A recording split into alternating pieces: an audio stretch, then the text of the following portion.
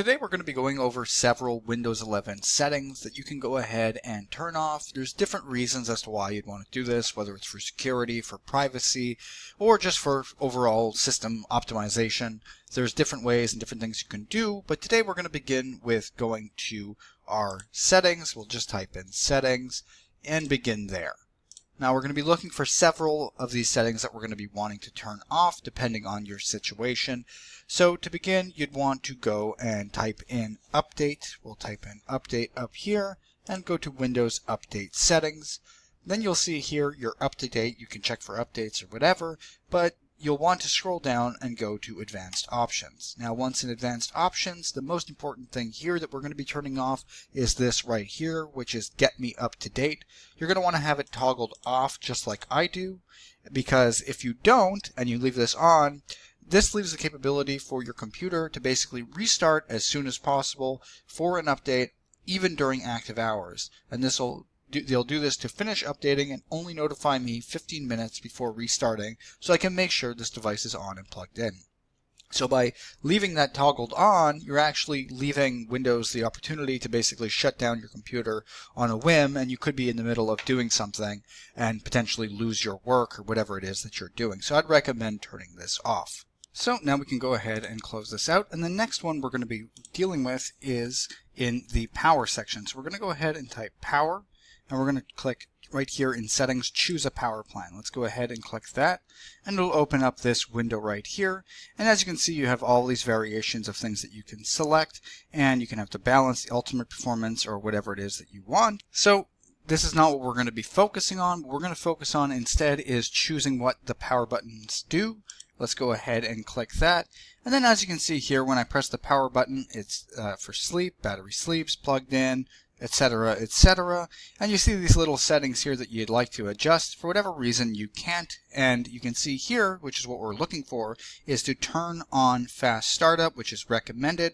And this basically helps start your PC faster after shutdown. Restart isn't affected. But what this does is that you don't actually get a full shutdown when you do shut down your computer, because a lot of the information that you have is still stored to help it start up quicker. So in order for you to get a cleaner shutdown, I'd recommend turning this off. So as you can see, it's all grayed out. So how would we do this? We'd go up here and change settings that are currently unavailable. That'll open it up for availability, and you can go ahead and toggle that off, and then now your computer will have a nice shutdown as opposed to having memory stored while it is in shutdown mode, which would be to enable it during the fast startup that it would like. Now we just toggle that off like I said, and this way you have the best shutdown possible and the best optimization and less memory storage on your computer. So with that done, we can go ahead and close that out and move on to the next setting.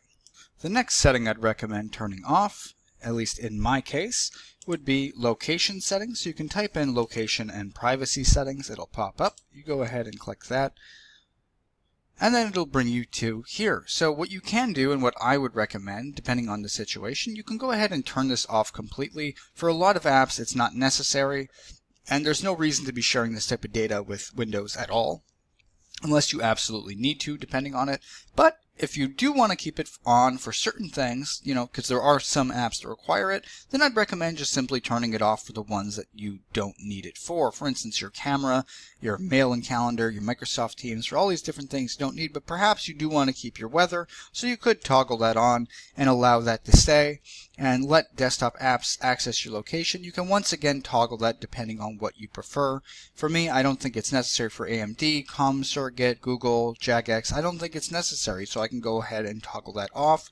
And you can do the same depending on your situation. But this is one of those settings that you can play with according to your own personalization and your own preferences.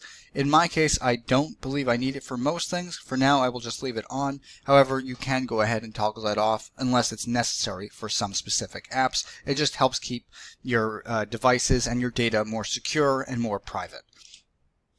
So for the next one, we're going to want to go into the File Explorer, and we're going to type it in down here and find the File Explorer on System. Go ahead and click that.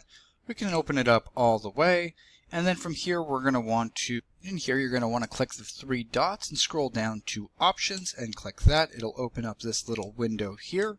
Now once here, we're going to be in the folder options in the File Explorer in the Options section. And we can see Open File Explorer to this PC, open each folder in the same window.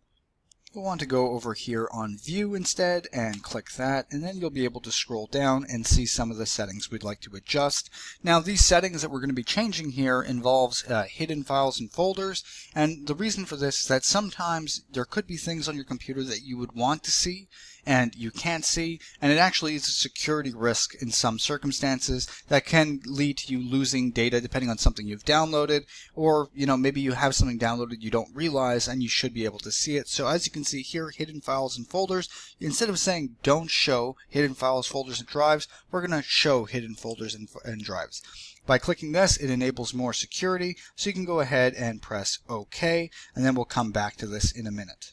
And then finally, go back to Options yet again, and you'll see here that we have it saved, so show hidden files, folders, and drives, and you'll want to click off this hide extensions for known file types. And this way, by doing this, we are adding some security to our computer, as we'll be able to see more in terms of the extensions, as well as hidden files that may or may not be malicious, to prevent us from any type of security risk. So that's it for today. Hopefully you guys found this video helpful or insightful. If you enjoyed the content, please like and subscribe, and have a nice day.